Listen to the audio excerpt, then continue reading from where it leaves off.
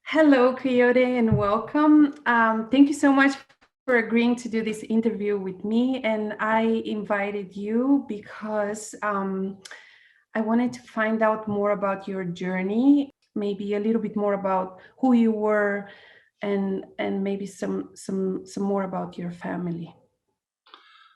Sure. Yeah, so I grew up in Ireland. I moved to the States when I was in my 20s. Um, grew up as a gay kid. Very, very scared, I guess, is a lot of the dominant sort of memory I have of like kind of teenage years. But lots of wonderful memories too, like traveling. My father was an academic and so had sort of summers off in a lot of ways, and so we traveled a lot. We used to go to France every other year and go camping, and we lived in Kuwait for like 9 months, and I lived in Scotland, and we traveled around quite a bit, which was always wonderful. So lots of sort of happy memories as a kid, but yeah, a lot of fear, a lot of sort of the dominant feeling was, like now I would, and actually at the time it felt pretty much like this too, but like being on the inside, like sort of feeling inside and then trying to like peer out at the world and finding it very confusing and scary and this feeling of doing everything wrong, not knowing how to do things, not knowing the right things to say. Uh, the real boys, were kind of out there, and I wasn't, a real boy. That's a lot of what I felt. School was a very terrifying experience um, for the first several years at least. There was a lot of I went to an all boys Catholic school, and there's a lot of I mean, it's quite shocking, really, like how aggressive and violent uh, the school experience it is for a lot of children. It was for me. And was studying kind of like an escape for you because you were very academically successful? Yeah, I was good at school, intelligent, like bright, could remember everything, and figuring things out was always something I loved to do, and yeah, was really good at it. I used to, yeah, come first in my class pretty regularly in most subjects. And yeah, I mean, the intellectual side of things, right? Like there's the best little boy in the world hypothesis, which is that as a, when you have a huge secret um, that you don't want anybody to know, which was very much, which for me was being gay, that then you find a way in which to prove yourself to be acceptable, so you won't get thrown out on the street and die. And so, yeah, I think that seems very plausible. Being good at school was definitely a way in which that was kind of my um, only sort of path to stand on at school, because everything else was chaos and violence and very confusing. And so being good at it at school and studies and exams was the ground that I could stand on. But you started building a very successful career in the corporate world in the science and technology. Would you like to talk a little bit more about that, about the achievements that you had? Well, yeah, I worked in technology and high tech in San Francisco in the startup world, which is a pretty intense kind of world. Um, I worked in telecommunications, so I was sort of there, part of the explosion of the creation of, and then the growth and explosion of the mobile internet. Worked with software companies sort of through all that, and traveled around the world a lot, designing and implementing these networks around the world, from the sort of very beginning, from the infancy of those networks to to the devices we have now. It's been quite a shift. So yeah, did smart and have a lot of energy and focus, and that was an exciting time through all those years, sort of until it wasn't. But it was a lot of fun, and yeah, it did well and created some technologies that yeah, are now it's part of our world. And how did the thought of this universal thought that is going around of I am stupid took over your mind at some point, even though you had so much evidence that you are very bright, very smart? Yeah, It I mean still it's was there. It has been there, as long as I can remember, really, which is typically how it is. I think it forms at some point, right? And then we go on for a very long time gathering evidence for that, and so I don't think they're not. It's no coincidence, right? That when that's a core belief, right? I'm stupid, and that continues to be to this day, like continues to be a fear of mine, right? Is that that's true, and so we create strategies to create. To try keep constantly try and create evidence that that's to disprove that, even though we hold to this belief, and then we'll go out and come first in the exams, and this and this and this and this and this and this and this, but it's never really going to be enough because that belief is still sort of embedded in us. So the slightest thing, slightest little thing can that we see that will support that belief, as opposed to we're trying to create a world in which that's not true. Look, I can point to all these reasons, but it's never quite enough. So then as soon as we see one little thing, it can be earth shattering, right? Like, oh, it's true, right? That belief about us that we're too that you're stupid, or the other one for me is too disgusting to exist. It was one of these core beliefs. Those are the two sort of dominant beliefs that I have, and we all have. We have these flavors of not good enough, right? That's a flavor of not good enough. But when we can get into the specifics of, look, why, what is it specifically?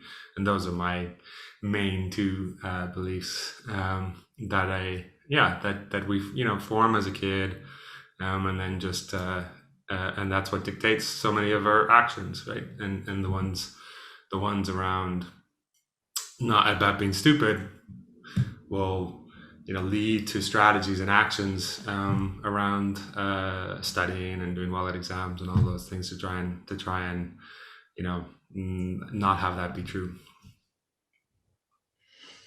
And what are some of the tools when a thought like this comes, like I'm stupid, I'm too disgusting to exist? What are some of the tools that you are using now to kind of deal with those thoughts that can be very overwhelming and very real in our head, even though they're not? But how do you, what are some of the tools that you use to deal with that?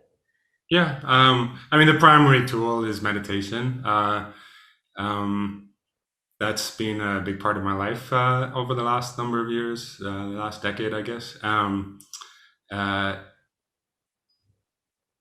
and I would say, why there's lots of ways to describe meditation. There's many different ways, and you can say this is what meditation is in any number of ways. But the way I've come to think of it recently is that we're really doing two things. We're practicing two things in meditation. We're developing the skill for two things in meditation. One is the skill, the practice of noticing.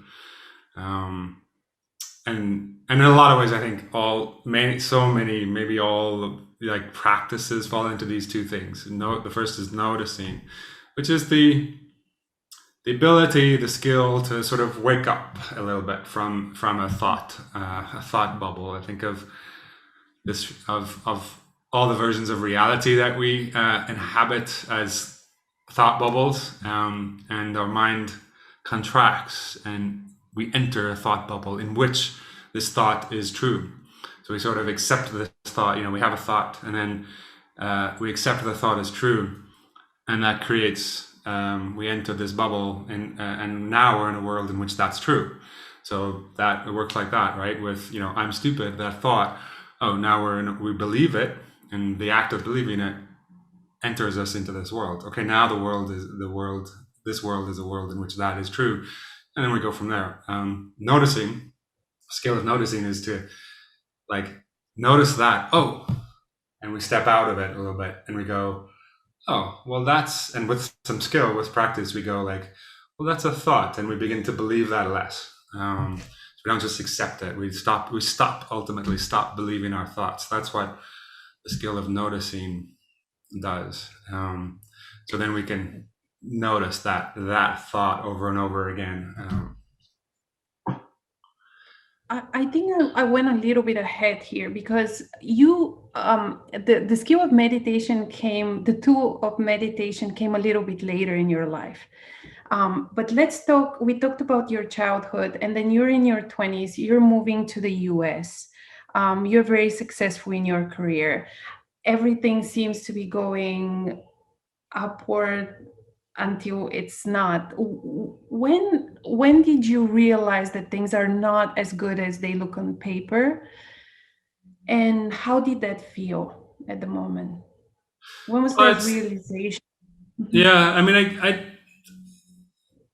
experienced depression and anxiety quite a lot throughout my life. Like as a teenager, definitely in my 20s, and in like 30s and 40s. So really my whole life had the experience of depression and anxiety be pretty common. And it was in when I got here in my 20s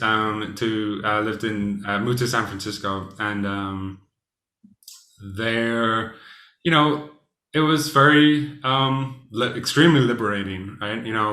Coming to a place where you could just live life as a gay man. Ireland had, there was nothing, like no role models. There was only, at least my experience of it was that there was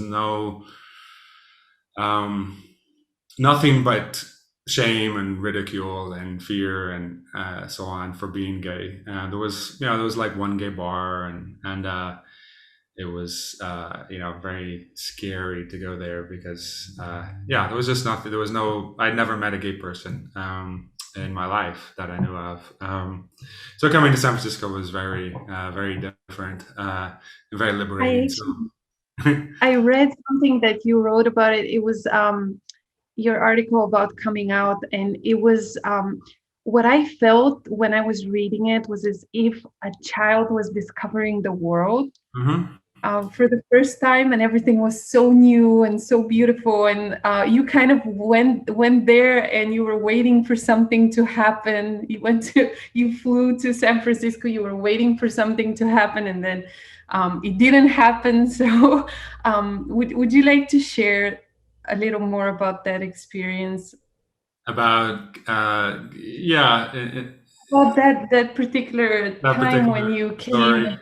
Yeah. So I came to San Francisco. I was working on my PhD in supercomputing, high performance computing, and I came to San Jose, which is near San Francisco, to present a paper on it, and I had I went to San Francisco for a couple of days, and there was with a work colleague, my PhD supervisor, and he went home, and so I had one day left, like one night, and one day, and the next day was actually Thanksgiving, and I was flying home on Thanksgiving Day, and so I was absolutely terrified. But I was like, okay, this is my one opportunity, to meet, I don't know, for something to happen. Because everybody knew about San Francisco and gayness there, and I had read Tales of the City by Amistad Mopan, which is a very important sort of set of books about San Francisco and being gay and so on. So San Francisco was this mythical place to go to. So uh, I walked around the Castro, which is the gay district in San Francisco, and kind of all day. And yeah, I was waiting for something to happen, and um, I was terrified to be there. Like I knew nobody in the city, but like in the continent, really. But I was terrified to be there that because people would know that I was gay just by being there. And So I walked around all day, and then in the evening I was going to just I was like, oh, this is nothing's happened.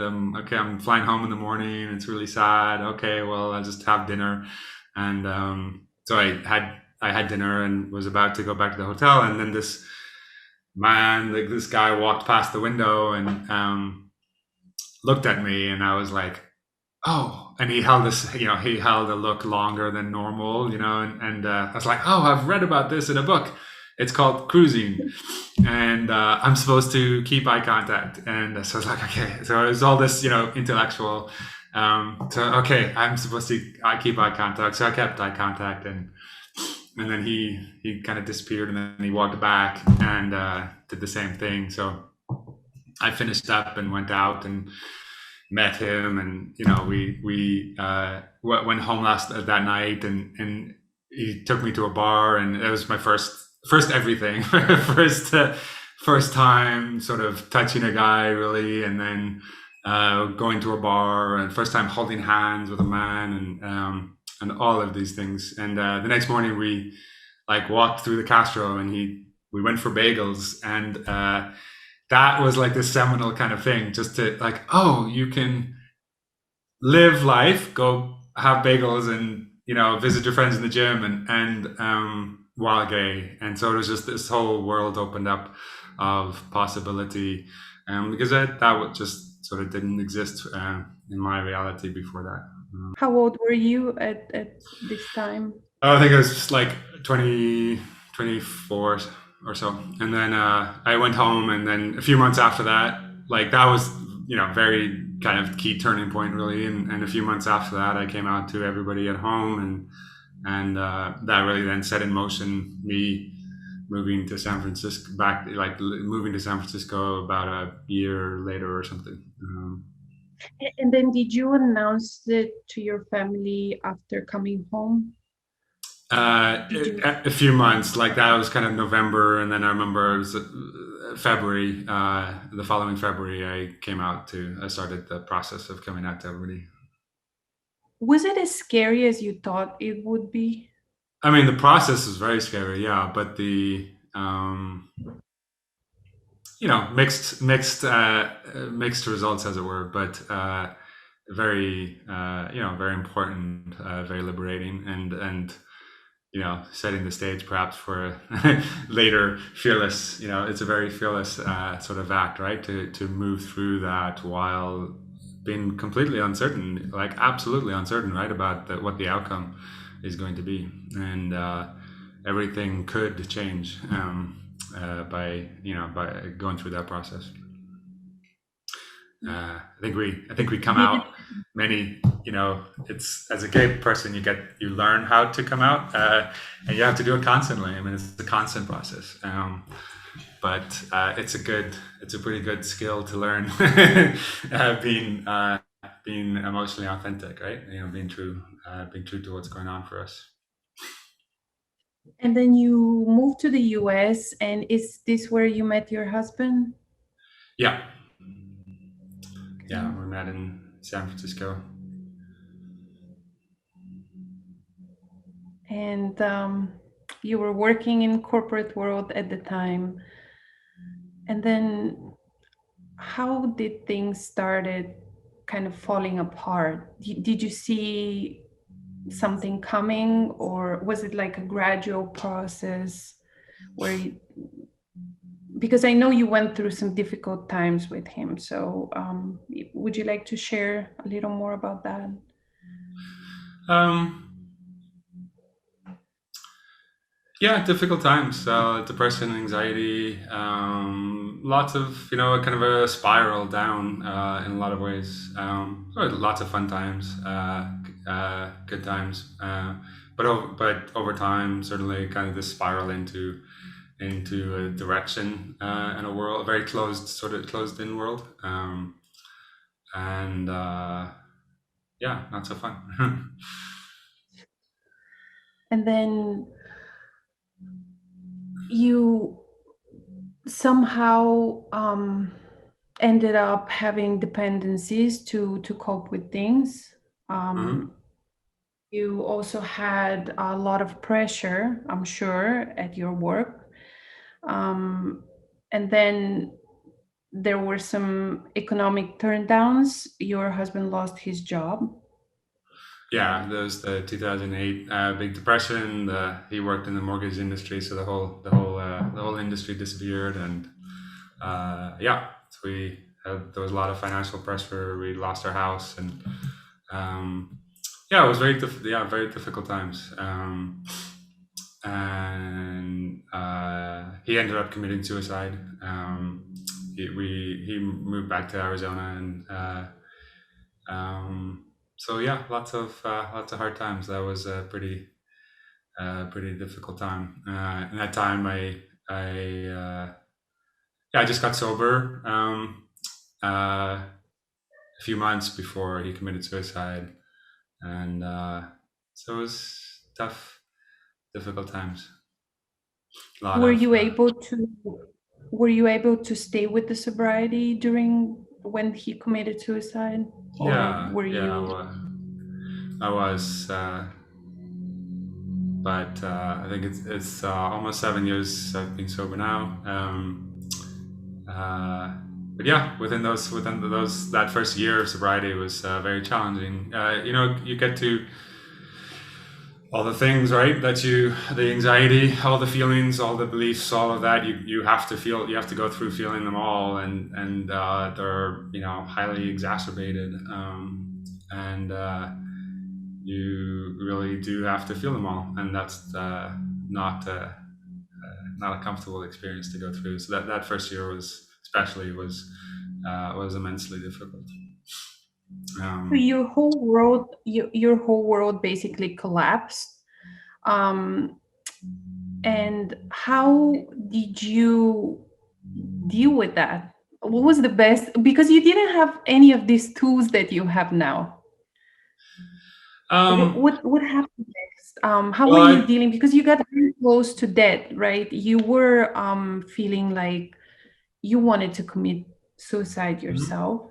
mhm. You had your loved one committed suicide, and you just were very close to death, kind of experiencing it. And I'm assuming your heart was broken. How did you continue? How did you move forward? What happened next?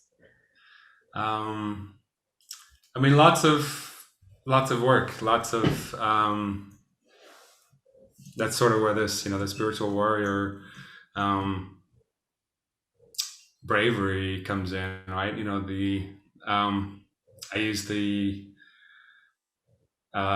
teaching in Shambhala of Tiger, which is, it's kind of this core energy, this life energy that keeps us alive, or is life, whether or not we're conscious to it. And in those times, I was mostly unconscious to it, but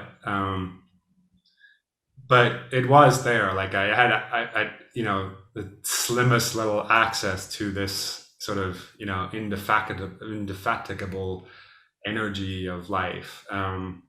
So I was going to therapy. I was on medication. I mean, I was on like 6 different medications for depression and anxiety, um, and I was going to AA, and that was enormously helpful. But I was also studying Buddhism, and studying and meditating. Um, but yeah, so it was a lot of, I mean, there was like a very, I mean, I had a very high level of wanting to be better, right? Wanting to get better, wanting to just feel okay, feel like that was my main goal, if you will, at the time, was just to feel like normal, like to be able to be in the world. But did the wanting come later? Because you had a period in your life where you spent several years at home. You Mhm. could not go out. Um, so basically, you were living in your own hell. Yeah, yeah, I Would was you? very much in the hell realm. Yeah, I was very agoraphobic. I would have panic attacks anytime going outside, even approaching the front door of my apartment. I could go to work, um, and was a completely different person at work. Was more myself, if you will, and could be very and was highly functional. But anything else was basically impossible. But yeah, no, I was still very much wanting to escape this suffering, right? I mean, when you're in hell, you don't want to be there, and And can so I ask you I was trying everything. what was that breaking point? What do you remember a moment where you were like, "That's enough. I need to get up and take shower and go outside and be around nature or around people, and I can't live like that anymore. I need help." Do you remember a moment where this happened? It wasn't so much like that. That was my feeling all the time. I mean, it wasn't that I was um, not wanting to, this to go away, to be different. I always wanted, wanted that. So it wasn't so much like that. I was trying everything I could, right? I was trying, going to a therapist. Everything was extremely hard. It's like I write in one of my posts about, walking into the kitchen and trying to put a fork into the dishwasher, like, and lift the fork up off the countertop to put it in the dishwasher, and just couldn't. It was too hard. It's too difficult to move the fork. So the level of challenge was extreme, just to function. But like, I was always seeking and trying, to what's gonna help me get better, therapy, medication, and so on. And it was really what made, the two things that really made a difference for me were meditation, right? So like, I really dove into, well, I would say three things. AA was absolutely massive part. Stop, sobriety, and stopping drinking, and the people I found there, and the help I got there, and the instant, like, um, recognition of other in human. There are other people going through this. Their version of this was huge. And then meditation was the other big thing, and then plant medicine. So I engaged with and did, uh, like, over a year's work with a plant medicine guide, and that's like, decades of therapy, sort of condensed down into a shorter time, which was massively helpful. And how did you discover meditation? Do you like leave everything, go in the mountain? Well, you What's that can. That wasn't my experience, process? but you can. I mean, that's what I was, right? I was working, and in a corporate job, and so on. So yeah, it was Pema Chodron, a well-known author and Buddhist nun, was my sort of gateway, in a lot of ways. So I, heard her name somewhere along the way, and her books were recommended. So I started reading her, and it was just like absolute. There's this huge resonance with her. I have her picture here with me. And she's really the sort of my entrance to the Dharma, to the Buddhist teachings. So I started devouring everything um, that she had written. I mean, there was before that, like I think, this moment of some light. I've had this experience several times in different forms, but an experience where we get something different. So I went on a retreat. It's actually recommended by a friend of mine, gay men's weekend, like long weekend workshop, and that was transformational. That was like the first workshop or retreat that I went to, and it wasn't meditation focused, but that was part of it. I mean, we did a little bit, but there was a lot of workshop um, um, work there, specifically, especially around being gay, because you have to hide yourself for most of your formative years, and so you construct this kind of shell where you're inside and everybody else is outside. And so this workshop was designed to break that down, and it did. Like at the end of it, I had this experience of being in the world fully for a little while, and it was shocking, very shocking, and wonderful. So that gave me like this a little bit of hope, like or at least evidence. Oh, it can be different, and then like that gave me sort of fuel to like, okay, how do I? Because then that fades. So how do I get back there, sort of on a continual basis? It gave me that evidence that it's possible, and then the fuel to walk the path. And then the path was very much sort of related to Pema Chodron, and then I followed her readings to her teacher, Trungpa Rinpoche, and from there to Shambhala, and just kept practicing more and more, and discovering more and more. What would you say to someone who cannot do that because they have a family? Or can you basically become enlightened in your own home without having to go somewhere physically? And how would that look like? Sure. I don't know about the word enlightened, right? It's so overloaded. But of course we can meditate, right, in our own homes. That's what most of us do. So and that was my path, right? Was to practice at home, and we go through all the difficulties of just getting to the cushion. It starts out just sitting in a corner of the room, and that's the work, that's the struggle, that's the path, is to um, love yourself enough to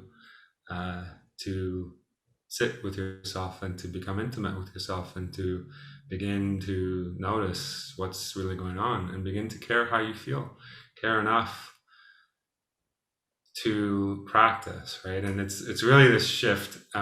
This is the fundamental shift that somebody with depression and anxiety, I believe, as I've now worked more and more with people in a coaching environment, it is this shift from intellectually trying to understand why this has happened, maybe, or intellectually with the logical mind trying to figure it out, to practice, right? And this is typically quite a long period of time it takes us to shift our allegiance. Often our allegiance lies in the understanding and the why, and the figuring it out, and what's the right approach, and asking other people, and what's the best way to do this, etc., etc. All of that is our allegiance is to mind and to like understanding. The process is one of shifting that allegiance to the present moment, and to actually practice. Sitting on a meditation cushion is practice. That's how you will discover what's really going on by just sitting and getting, ultimately curious about it. And that seems to be the fundamental shift that has to happen, and it takes a lot of repetition and a lot of remembering, a lot of forgetting and remembering, and reminders and help from coaches and mentors and guides and teachers and so on. All of that. Unless that's the path that I found, and that I help others find, is to shift that allegiance into practice. One very important block that I see and hear from people is money. And when you talked about this, moving on to that spiritual path, and leaving kind of the intellectual understanding of the world and connecting with your heart, when you talk about that, people may say, oh yeah, that's great, but I still need to pay my bills. So you're someone who actually left a really high paying profession career. And if I'm not mistaken, you were making something around $250,000 a year. And then you took a job that was paying you $500 a month. Is that correct? That's right. Yeah. And this is important because a lot of people cannot, they say, okay, this is great, I would love to live this life, but I can't leave my job, I can't move through that barrier of the money. So how did you decide to leave the high paying career? And I think you mentioned too that you were in debt. How did you work through that? So there was a lot of fear. I'm sure there was a lot of fear around your money situation. Mm-hmm. Yeah, there was a lot of fear, and so that was a focus of mine for a while. Was really focusing,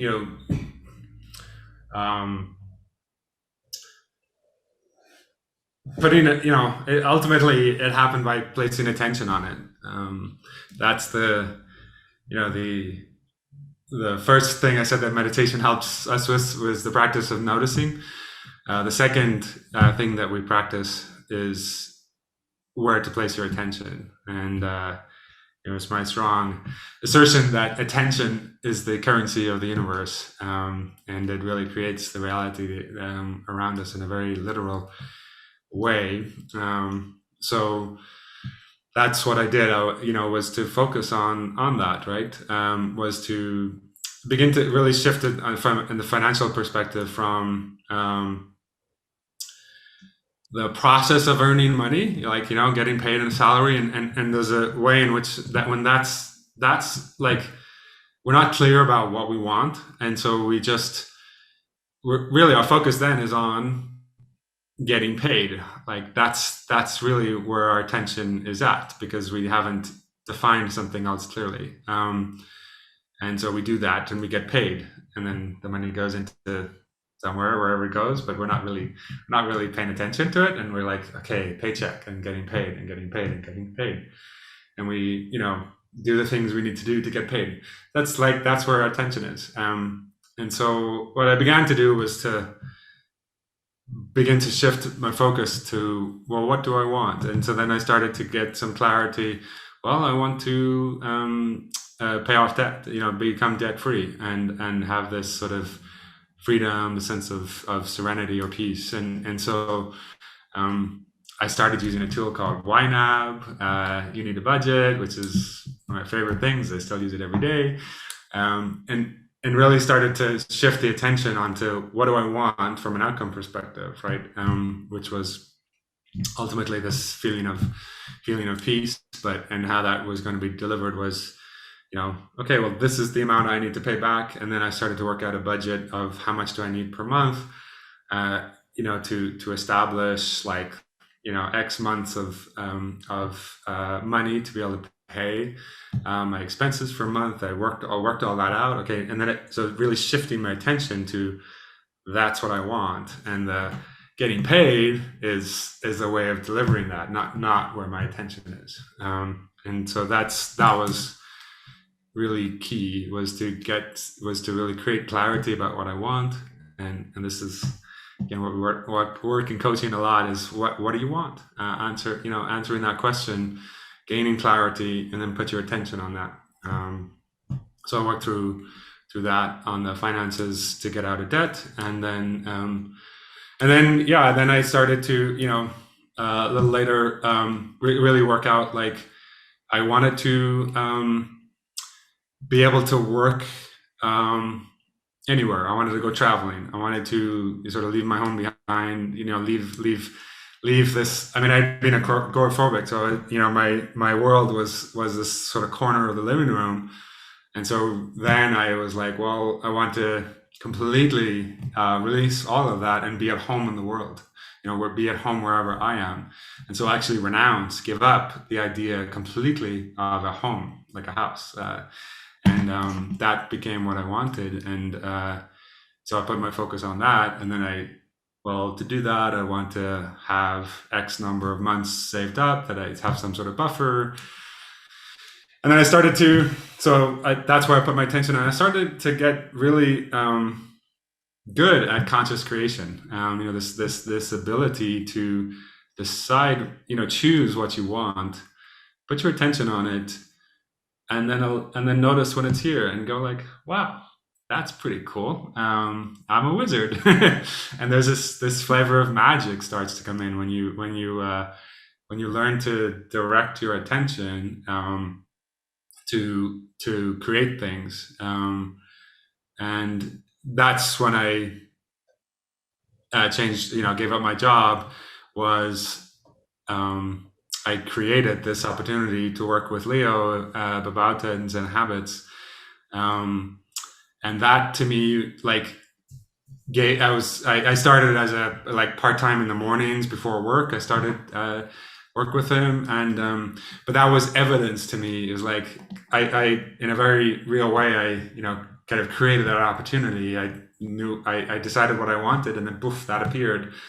And that gave me evidence that that I could make that leap, that fearless leap, because all I have to do is decide what choose what I want, and now I have evidence that that works. And so I very much had that that faith, that confidence, that I'd be fine. I had no idea where it was going to go, but that I could make that leap. And you mentioned Leo Babauta and Zen Habits. Would you like to share? You are the director of operations of Zen Habits. Would you like to share a little more about that and the fearless training, and how did you get into it? What was your journey with it? I know that you were a member, then you joined a group. And what was your journey like with, how did this program change your life? Yeah, it really did.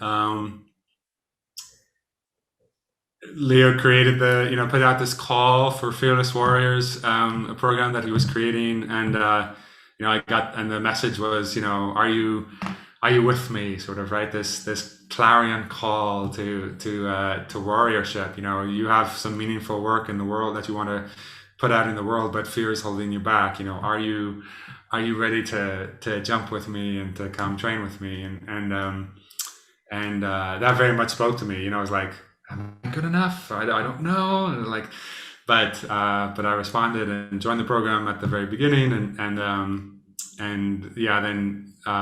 small teams is a key part of how this program works. We create these groups of people who are practicing training, working together, supporting each other for accountability and love and support. And so I became a team leader and worked took on working the program, and I was doing also a lot of other work. I was very on fire, with Buddhist study and meditation and retreats and many other practices as well. But the fearless training is really it's training in uncertainty. So it's the basic premise, if you will, is we want to create something in the world. We want to have meaningful work. We want to help in a certain way, or we want to write a book, or whatever it may be. And we don't, because the fear of the unknown, fear of uncertainty, fear of feeling groundless, fear of not good enough, all these fears, these very ubiquitous fears, hold us back, and so we stay in the comfortable, we stay in what's known, we stay doing whatever it is that we're doing because we know how to do that. And so the training is, well, then if we can actually learn to embrace uncertainty, this feeling of groundlessness, the feeling of yeah, might not be good enough, right? That maybe that's true. Like the feeling of actually, the ability to be with that, and to actually, yeah, and then take a step forward anyway. Then we can do our work, create, help. So that's the sort of basic premise of the training. And so I took that on and practiced with it very deeply, and that's made all the difference. The ability to take that leap, right? To, yeah, I don't know how I'm going to make money, right? But there's a certain faith element there, and then the ability to feel that fear, that uncertainty, and not have it dictate what happens next.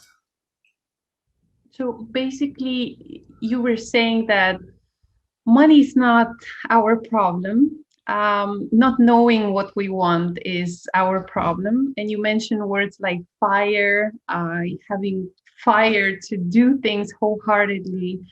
And then you also mentioned faith, that things will really work out the moment we take everything in our own hands and we just start creating like a wizard.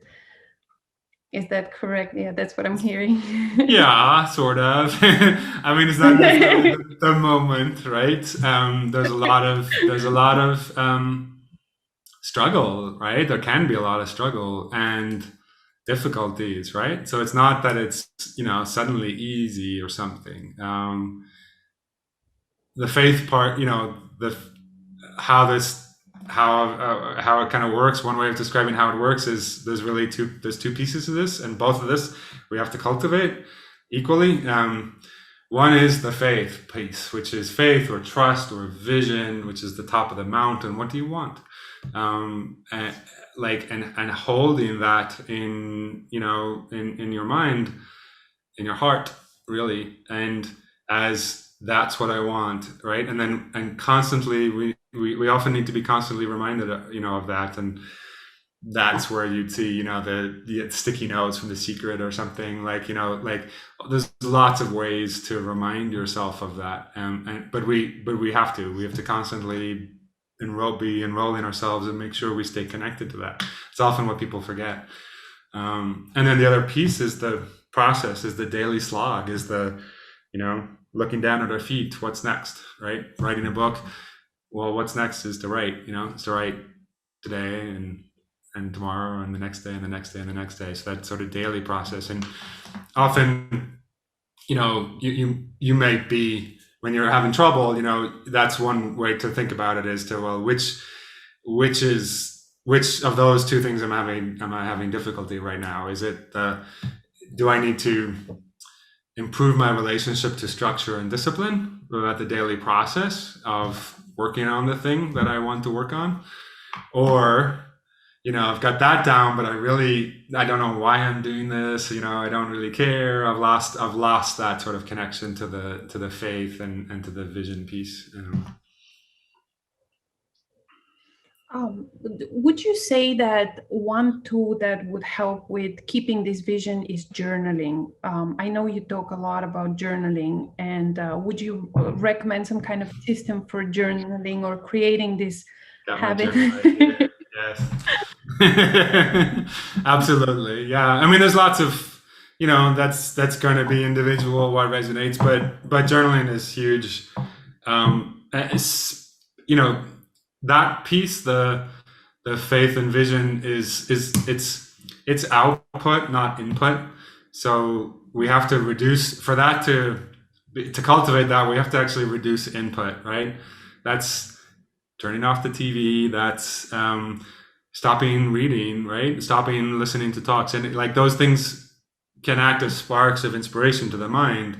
But when we when we want to connect to our heart, that's an output, right? We have to listen. We have to have space. So maybe it's going, walks or shower, like a long, spacious shower, or journaling. Journaling is definitely a way to process energy, clear things out. I often it's like weeding a garden.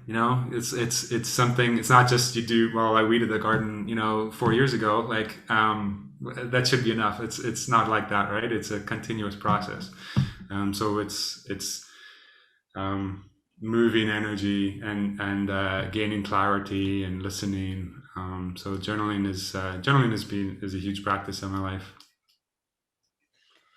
And we are actually coming to the end of our conversation, but I would like to ask you kind of one final question, which is very important in your work. It has come up a lot in your writing, and that's the concept of basic goodness, that we all are basically good people in our core. Would you like to share a little more about that discovery, and how did that enrich your life after discovering that you have all the goodness that you need and everyone else has all the goodness that they need in the world? Yeah, basic goodness is the core teaching, you could say, of Shambhala Buddhism. Many of us operate under the assumption of basic badness. I would assert, we're basically bad, right? And then we are constantly trying to disprove that, right? Well, if I'm good enough at my work, if I say 7 nice things to my partner today, then I'm not bad right now.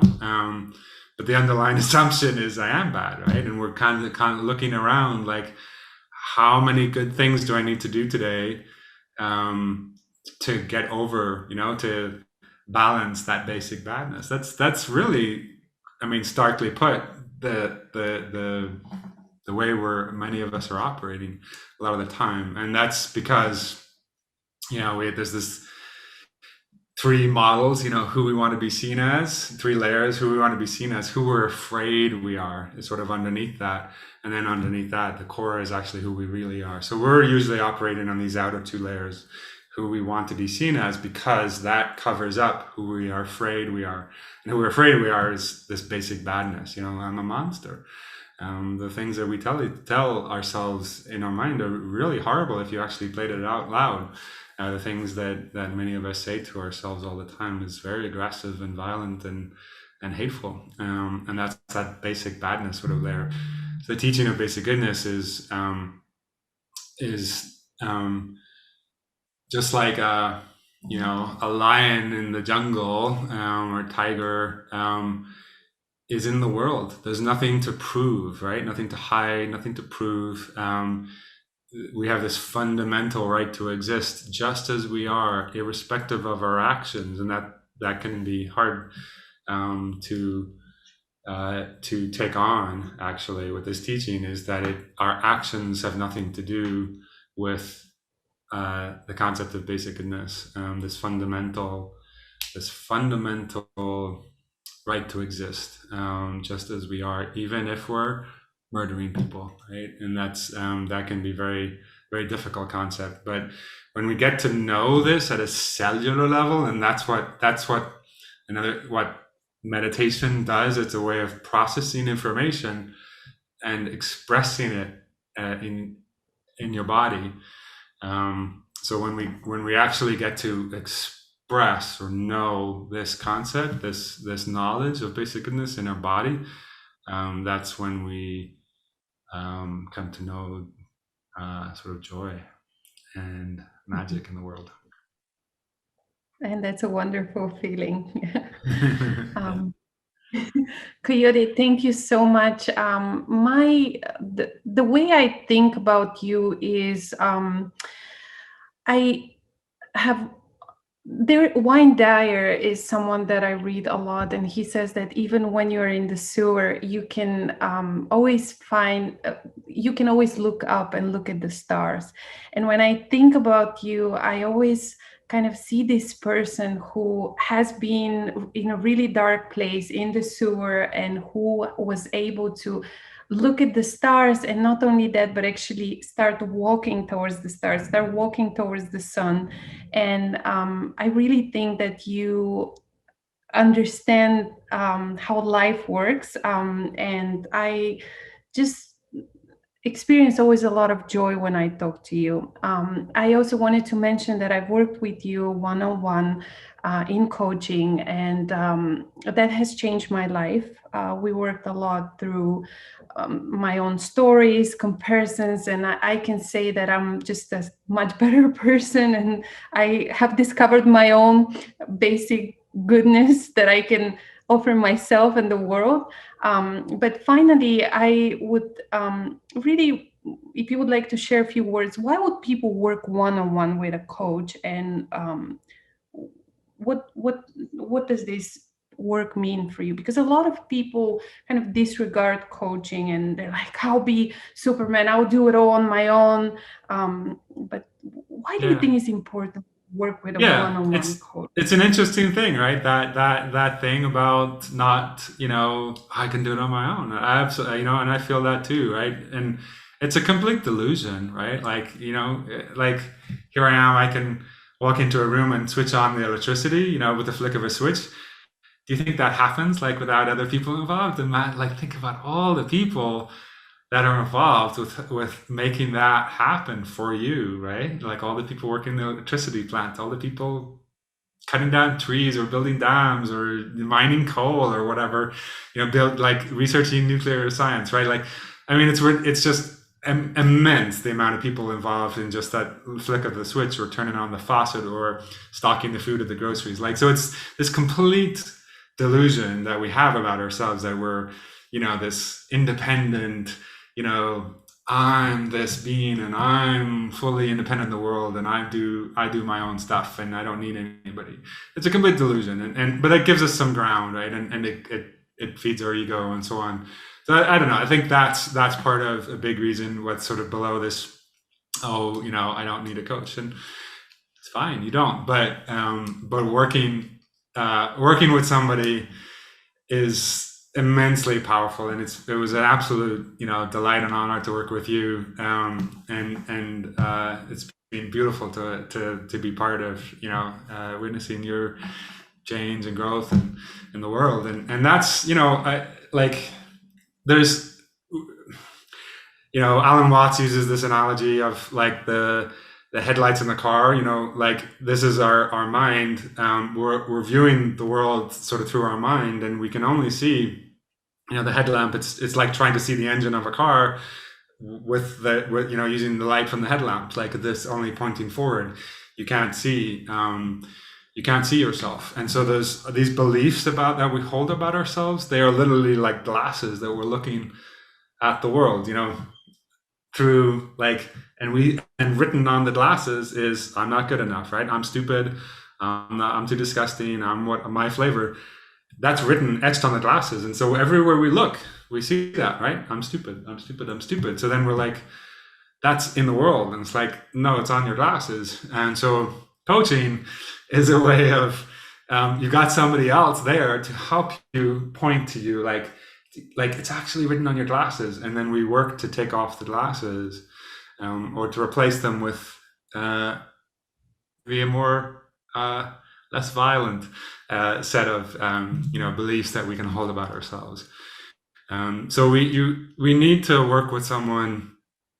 We've all there's so many beautiful guides in the world, therapists and shamans and many different flavors, but working with a coach one-on-one is a way of what I try and do is stand for the person, right? I work with a person, get some clarity about what they want, and then I get to stand for that, right? Because when the person I'm working with forgets, as we do, we get confused. I can just sort of gently remind them, this is what you want. Remember, this is who you are. This is what you want. And yeah, we work in that with that context of gentleness, but also integrity. Well, there is a lot of tools on your website, and I will share it with people. You guide meditations, you have beautiful articles on transformation, you do coaching one-on-one, and people can also join the Fearless program or get fired up and involved wholeheartedly so that they can begin this transformation and have all the support in the world. So thank you so much for this conversation, Coyote, and I wish you all the best. Thank you. It was a delight to chat.